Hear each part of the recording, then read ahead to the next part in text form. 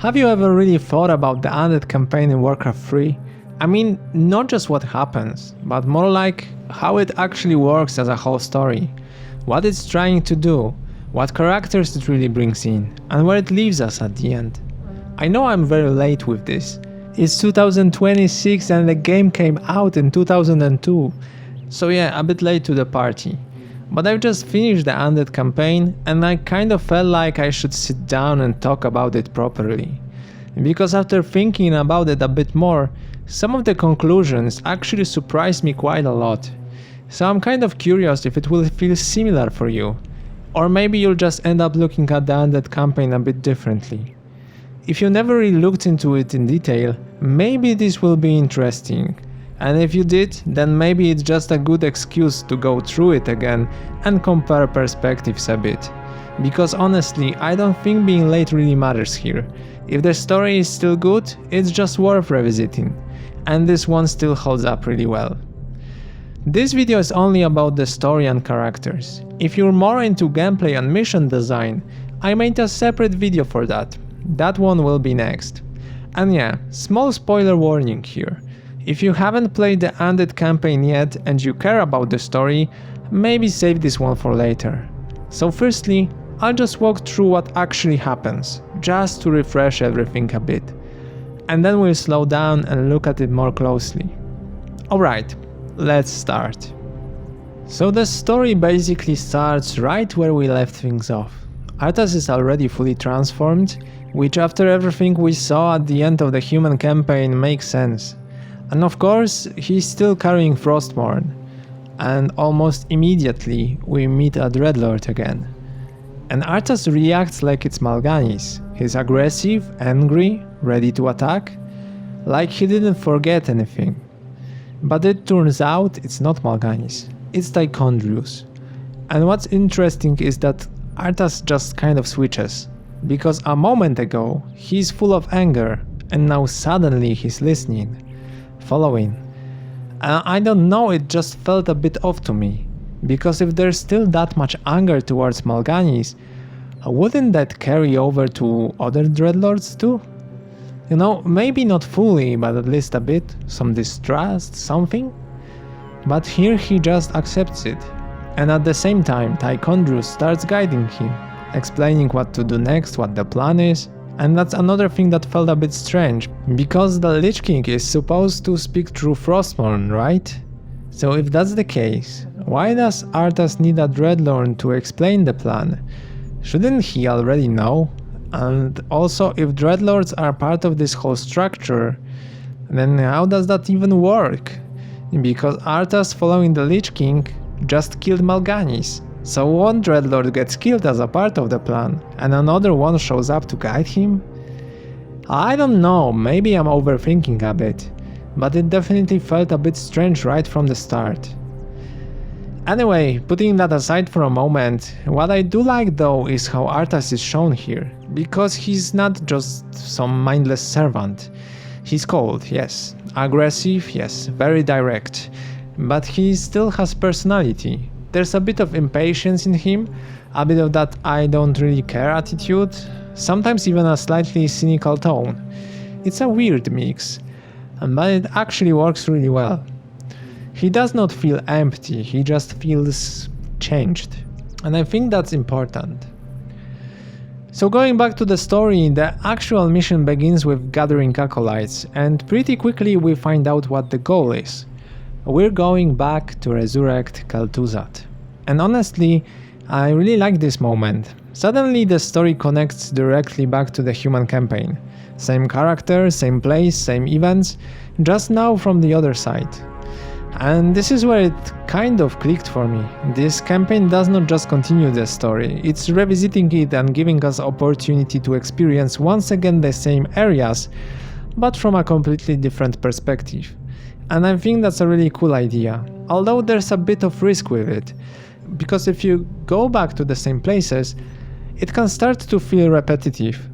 So the challenge is, you show the same locations, but somehow make them feel different.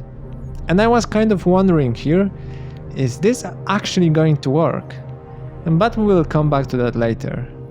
So returning to the story, Arthas returns to Underhall, the place where he once fought the plague and killed Kel'Thuzad.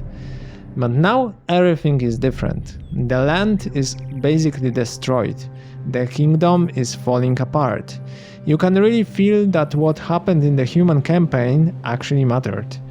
We also start running into the last remaining paladins, just small groups trying to hold on to anything.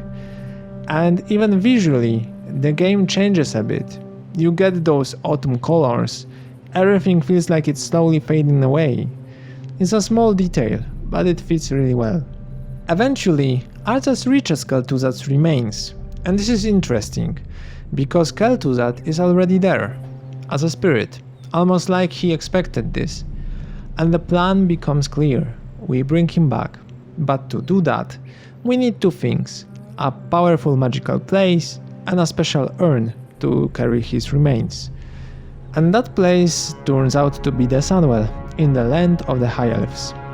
And again, I really like this idea, because it reinforces that feeling that this was all planned. Arthas is not discovering things, he's just following something that was already set in motion. And pretty quickly we ran into Uther, which honestly surprised me a bit. I thought that the game would hold him for later, maybe even closer to the end of the campaign, but no, he is here almost immediately. And their interaction is exactly what you'd expect. Uther is still the same, honorable, very certain, very direct in how he judges everything. And Arthas? Completely different. Cold, calm, cynical, not reacting strongly to anything Uther says. And I'll be honest here, Uther still feels a bit annoying to me. I don't know, maybe it's just me, but the way he speaks is very absolute, very quick to judge, especially considering everything that already happened. But what I really like in this scene is what the game does not do. There's no attempt to bring Arthas back, no emotional hesitation, no moment where you feel like he might change. And I'm really glad they didn't go in that direction, because at this point it just wouldn't work anymore. Then we get the detail with the urn, the one we need for Kel'Thuzad. And it turns out it contains the ashes of the Arthas' father. And again, no reaction, no pause, no hesitation, just continue the plan. And that leads directly to the confrontation. Arthas kills Uther, just like that. And what's interesting is how it's done. There is no big cinematic moment, no dramatic build-up, it just happens. And because of that, it actually hits harder. The game does not really tell you how to feel there, it just shows what happens and leaves the rest to you. There's also that short exchange between them. Uther says he hopes there's a special place in hell waiting for Arthas, and Arthas responds, "We might never know, Uther, I intend to live forever." And then, that's cold. But at the same time, it fits Arthas so perfectly in his current form. Wow. After that, Kel'Thuzad speaks again. And now we get something really important. He warns Arthas not to trust the Dreadlords. And we learn that they were actually jailors of the Lich King. And this is where things open up again. Because now, it's not just the plan, the mission, the scourge. There's something behind it, something not fully aligned. And that makes everything way more interesting. From now on, the campaign shifts again. We leave the human lands and move into Quel'Thalas, the territory of the High Elves. And everything feels different. The land is still untouched, green forests, clean structures, everything feels alive. And I remember thinking here, yes, this looks really nice, which of course makes it worse. Because at this point you already know what's coming. You've seen what the Scourge does to everything it touches, so walking into a place like this feels like it's only for a while. Like, enjoy it while it lasts. And our goal is still the same, reach the Sunwell and resurrect Kel'Thuzad. But now we're doing it in a place that hasn't been broken yet. And that contrast is just very, very clear. And of course, someone is trying to stop us. This is where we meet Sylvanas. And I have to say, I kinda liked her even though she was annoying. She's very determined, very focused, clearly doing everything she can to protect her land. And you can feel that she actually cares. And what I found interesting is that she feels familiar. In a way, she reminds me a bit of Arthas. That same kind of commitment, that same I will do whatever it takes attitude, just on the other side now. And I like that contrast a lot, because from Arthas' perspective, she is just an obstacle, but as a player, it's hard not to see what she represents. And from here, the campaign becomes very direct. We just keep moving forward, breaking defenses, opening gates, pushing deeper and deeper. And after a while, you kind of stop noticing the missions themselves, and start noticing what's happening around them. There's no hesitation, no reflection, it's just constant pressure. You move forward and everything behind you is gone. Cities disappear, forests are destroyed, and it all happens in this very quiet way. No big emotional scenes, no dramatic pauses, just steady destruction. And I think that's what makes it work, because you don't really have time to process it. It just keeps going. Eventually, Sylvanas is defeated, and this is where it gets a bit darker, because Arthas does not just kill her, he brings her back as a ghost under his control. And I remember thinking here, yeah, that's just cruel, but also very fitting, because it mirrors what happened to him. Someone who was trying to protect their people, now forced to stand on the opposite side. And again, no hesitation from Arthas, no second thought, just you're useful now, and that's it. And after that, Silvermoon falls, and once that happens, it really feels like there's nothing left to stop this. Like at this point, it's just inevitable. We've finally reached the Sunwell, and Kel'Thuzad is brought back, but now as a lich. And I have to say, that moment felt really satisfying, because it's something the whole campaign has been building towards. And when it finally happens, it just clicks. And from this point, the dynamic changes again, because now it's not just Arthas anymore. We have the two of them working together, and I really enjoy that. They're both cold, both very direct, both completely focused on what they're doing, but at the same time they feel different. Kel'Thuzad is more calm, more controlled, Arthas feels more impatient, more aggressive, and that contrast makes their interactions surprisingly fun to watch. Sometimes serious, sometimes a bit dry, almost unintentionally funny. And I caught myself enjoying their dialogues more than I expected. But what I like the most is that they're just consistent. They don't pretend to be anything else. They don't change suddenly. They're exactly what they are. And somehow, that makes them really satisfying to follow. After Kel'Thuzad is brought back, Arthas finally starts asking questions, and I like that, because it's not just follow the plan anymore. He actually wants to understand what's going on. What the Lich King is, what the Dreadlords are doing, what all of this really leads to. And this is where the story surprises again, because now we go back to Lordaeron, back to places we already know, but this time it feels different. We're not discovering things anymore, we're kind of uncovering them. And this is where Kel'Thuzad starts explaining more. We learned that the Lich King knew all of this would happen, even before Arthas took Frostmourne, even before everything started falling apart. So at this point it's like, okay, so this wasn't just a chain of events, this was planned. And Arthas reacts to that, which again I like, because those are exactly the questions you start having as a player. If the Lich King is so powerful, why is he taking orders from the Dreadlords? And this is where things get bigger, because the Dreadlords don't serve the Lich King, they serve something else, the Burning Legion. And this is the moment where I kind of stopped for a second, because suddenly the scale changes completely. We're not just dealing with the plague, undead, one kingdom falling apart, there's something much bigger behind it, a demonic force that has destroyed entire worlds. And the Lich King? He was created by them, not to rule, to prepare the way. And when you put everything together, the plague, Lordaeron, the elves, everything we've seen so far, it all starts to feel like one long setup. And I really like that. Suddenly everything connects. But at the same time it opens even more questions, because now you have this whole structure. The Lich King, Arthas and Kel'Thuzad, the Dreadlords, Burning Legion, and it's not clean, it doesn't feel fully aligned. There's tension there, like something could go wrong at any moment, and that makes it way more interesting.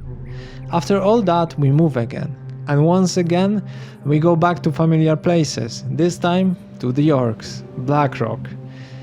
And here we get another connection. The Orcs are using a demon gate, trying to communicate with the Legion, but we learn something interesting. They think they're serving the Legion, but in reality they've already failed, and now they're just not needed anymore.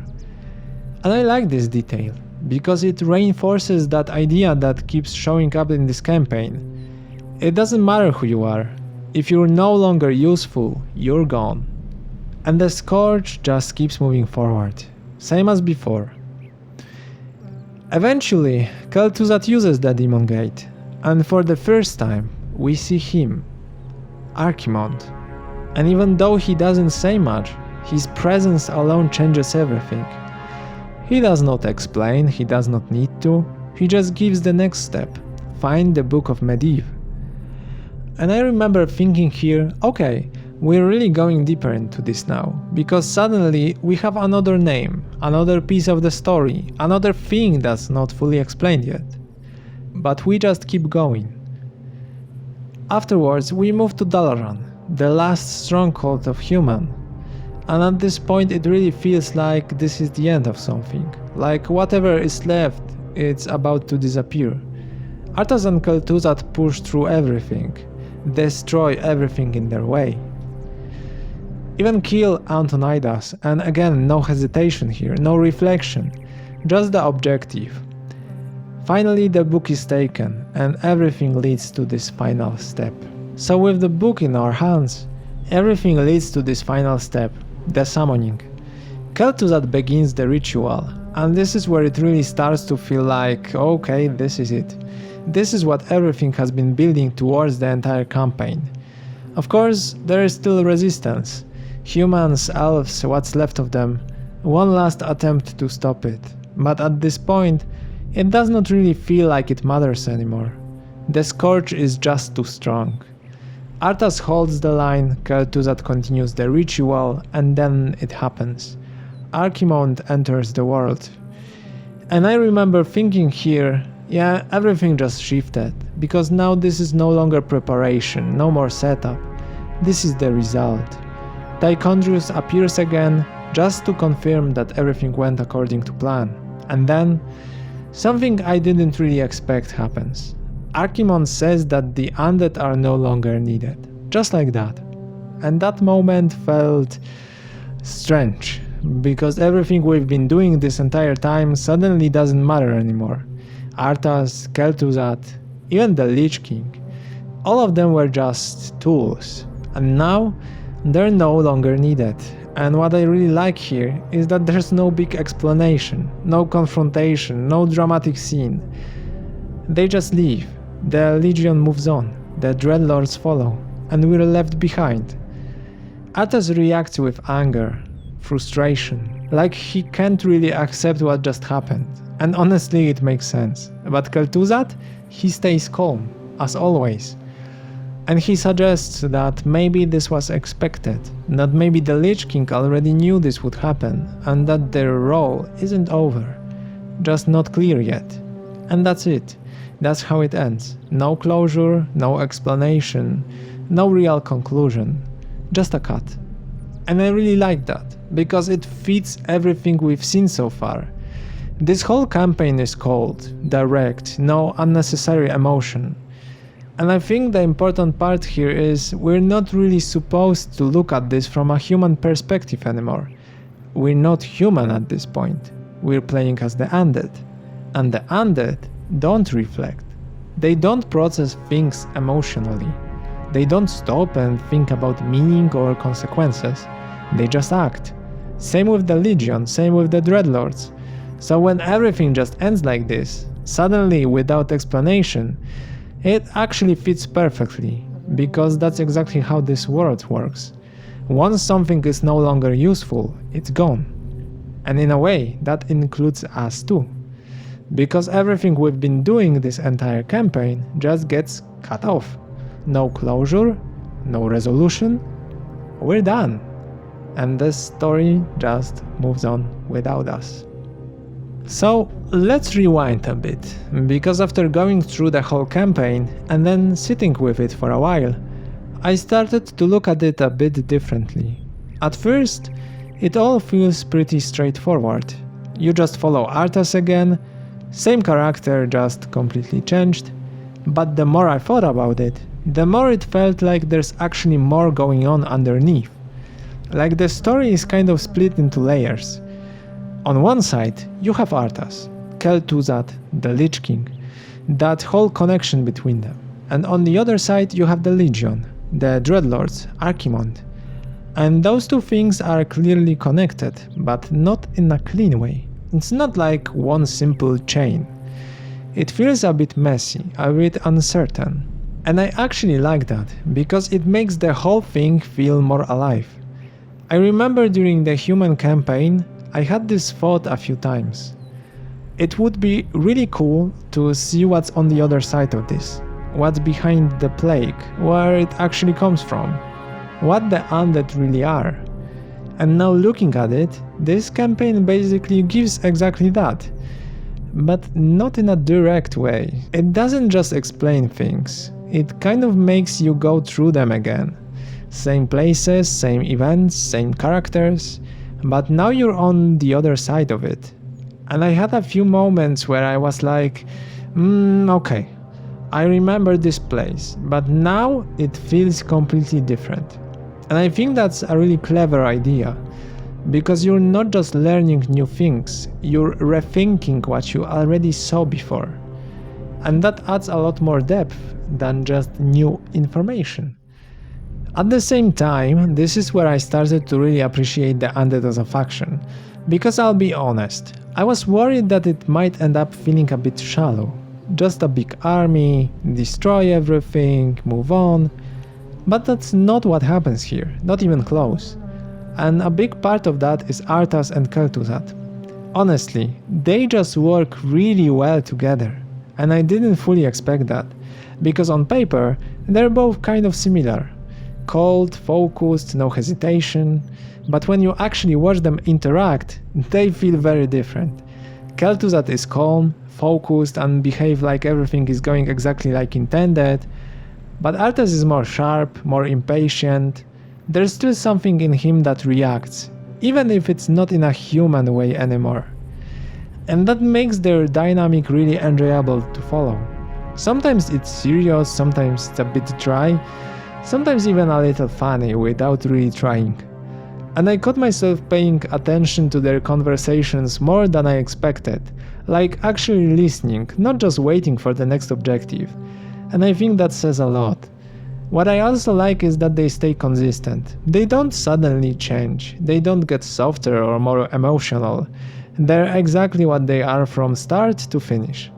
And in this kind of story, that just works. And honestly, I think they carried the whole campaign for me. More than I expected. I even started to feel like maybe it was a good decision not to introduce more heroes here, because it gave them space. If there was someone else in the mix, it might have taken away from that dynamic, and I don't think I needed that. This felt complete, and weirdly enough, I think I ended up liking them more than the human campaign characters, which is kind of surprising honestly, because they're not really likable in the usual sense.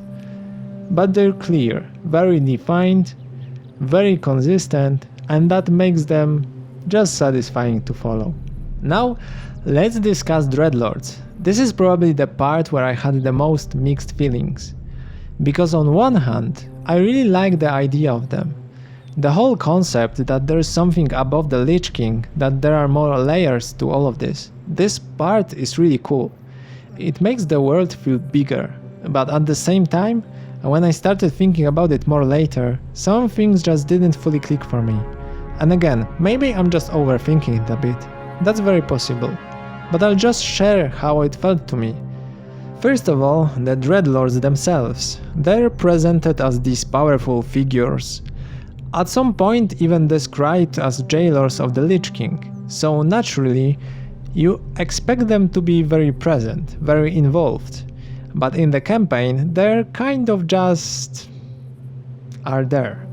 They observe, they comment, they make sure things are going in the right direction. But I don't know, I kind of expected a bit more from them. Maybe a bit more personality, a bit more individuality. Something that makes each of them stand out. Because right now they feel a bit similar. Like they're all just extensions of the same idea. Following Archimonde, doing their part. And again, maybe that's intentional. Maybe that's just how they're supposed to be. But when I compare them to something like Arthas and Kel'Thuzad, it's hard not to notice the difference. Those two feel very distinct, very alive in their own way, and the Dreadlords feel more like a concept. And then there's this bigger question that kept coming back to me. If they are that powerful, why do they actually need Arthas? Why go through this whole process, creating the Death Knight, bringing back Kel'Thuzad, building the Scourge step by step? You know, if someone like Tychondrius could, at least in theory, just do it himself. And this is where I started to feel a bit unsure. Because at the same time, we're told that they are careful, suspicious, always expecting things to go wrong. So putting so much trust into the Lich King and into Arthas feels like a risk, and a pretty big one. Especially if there's even a small chance that they might not be fully aligned. And then there's Mal'Ganis' part. This is the part where I kind of stopped for a moment, because Mal'Ganis was also a Dreadlord, and he was directly involved in Arthas becoming who he is now. So in a way, he was part of the plan, but then Arthas kills him. And that's also a part of the plan? So one Dreadlord gets sacrificed to create a Death Knight, who then serves the Lich King, who is being monitored by other Dreadlords, who serve the Legion. And at that point I was like, okay, this is getting a bit complicated. Not necessarily in a bad way, just a bit weird and unclear, like there are pieces missing. Or maybe just not explained yet. And honestly, I'm fine with that, because it makes me curious. It feels like there's something more behind it. Something that hasn't been fully revealed yet, perhaps. Actually, I like this feeling. I just hope it gets expanded later, and I'm not sure as of now. Because the idea itself is really strong. It just feels like we're only seeing part of it for now. And compared to how clear and satisfying the Arthas and Kel'Thuzad dynamic is, this part feels a bit less grounded, still interesting I think, still important, but just not fully there yet for me. Now, besides the main storyline, we also meet a few other characters along the way. And I think it's worth to take a look at them for a moment, just to kind of complete the picture. Starting with Sylvanas. I already mentioned her a bit earlier, but thinking about it now, yeah, I think she was a really solid addition. She's very focused, very determined, clearly doing everything she can to protect her people. And you can actually feel that. It does not feel forced. And even though technically she's there to slow you down, she doesn't feel like just another obstacle. She fits. And like I said before, she kind of mirrors Arthas in a way. Just from the other side, which I really like. The only thing I was a bit disappointed about is what happens after she gets turned, because it kind of just ends there. And I remember thinking like, that's it? I was kind of expecting a bit more. But maybe that's something that comes later. Then we have Uther, of course, and yeah, I still didn't like him that much. I don't know, there's just something about the way he speaks, it feels very rigid, very absolute, like everything is already decided. At the same time though, I do think he works really well in the story, because through him you clearly see how much art has changed. There's no connection left, no hesitation, and I like that the game does not try to make it emotional in a typical way, it just shows it and moves on. Then Antonidas, and here's a bit similar. He's more of a final obstacle than a character you really get to know, but I think that works, because at this point it's not really about him, it's about what he represents. The last line of defense. And once he's gone, it really feels like, yeah, that's it. There's nothing left here anymore. And I actually like that feeling. It's a bit heavy, but in a quiet way. We also briefly ran into the orcs, and this part was interesting but also a bit confusing, because we learned that they're somehow connected to the Legion. They have this demon gate, they believe they're serving them, but at the same time they've already failed, so now they're just there, kind of in a way. And of course they get removed, just like everything else. And again, it reinforces the same idea. It doesn't really matter who you are. If you're no longer useful, you're gone. And finally, Archimond. And here, yeah, there's not much to say yet, but at the same time, his presence is very clear. You don't need much. The moment he appears, you just know, okay, this is something bigger, he's above everything we've seen so far, he's in control, he's dangerous. And I actually like that we don't get too much information about him yet. It leaves a bit of mystery. And kind of makes you curious about what's coming next, which for me at least, works really well. So, to sum it all up, I have to start with admitting something. My first impression after finishing the Undead campaign wasn't that great. I remember sitting there and thinking, okay, that was fine, I guess. It felt a bit weaker than the human campaign, less impactful, less emotional, and overall just not as memorable. At least at first. But then I left it for a bit, came back to it later, started thinking about it more carefully, and kind of going through everything again in my head. And yeah, I honestly think I was wrong about it, because what this campaign does is just very different. The human campaign is very emotional, very character driven. You follow Arthas, you see him change, you feel the whole process, and it hits you directly. But the Undead campaign does not really try to do that. It's colder, faster, and at first that can feel like something is missing. Like, where are the big moments? Where is this emotional weight? But the more I thought about it, the more it started to make sense. Because in a way, we're not really human in this campaign anymore. We're playing as the Undead. And they just don't react the same way. There's no hesitation, no second thoughts, no sitting there and thinking things through. It just move forward. Cold, direct, no questions. And once I kind of looked at it from that angle, it actually started to click. Like, okay, this isn't something that's missing, it's just designed differently. Because when you actually look at what happens here, it's kind of crazy. We learn where the Scourge comes from, we understand the role of the Lich King, we get introduced to the Legion, we summon Archimond, and by the end of it, the entire continent is basically gone. Humans, gone. Elves, gone. Orcs, gone. Everything just disappears. And it all happens really fast. Almost too fast to fully process while you're playing. And I think that's why at first it does not feel as impactful, because it's not presented in an emotional way.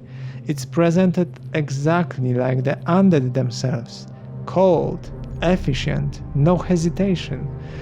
It just happens. And the game does not stop to reflect on it, so you don't really stop either. But when you do stop later and think about it again, that's when it hits differently. At least it did for me, because suddenly you start connecting everything, seeing how much actually happened, how many things were resolved, how much the world changed. And you realize this campaign is doing a lot more than it seems at first. It just does it quietly, And I kind of love that, because it fits perfectly with what the Undead are. They don't reflect, they don't question, they don't slow down, they just move forward. And the campaign is built exactly the same way. No unnecessary drama, no long emotional pauses, no big look how important this is moments. It just shows you what happens and keeps going. And weirdly enough, that makes it more impactful over time, just in a different way. So yeah, when I look at it now, I don't really see it as worse than the human campaign anymore. I see it as something that completes it. It connects everything, closes a lot of open threads, expands the world in a really meaningful way, and gives you a completely different perspective on the same story. And honestly, I didn't expect to end up feeling like that, but I'm glad I do. And yeah, it just took a bit of time. And that's kind of why I wanted to make this video, because maybe someone else had a similar first impression, and maybe you'll just look at it a bit differently now. Because I think this campaign really deserves the second look, at least for me.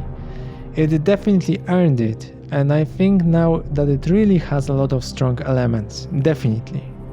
So that's all for the Undead campaign summary I prepared. But before the video ends, I just want to mention that this channel is my slow return to Warcraft 3 after 20 plus years. So if you're interested, I'd be happy if you joined the adventure.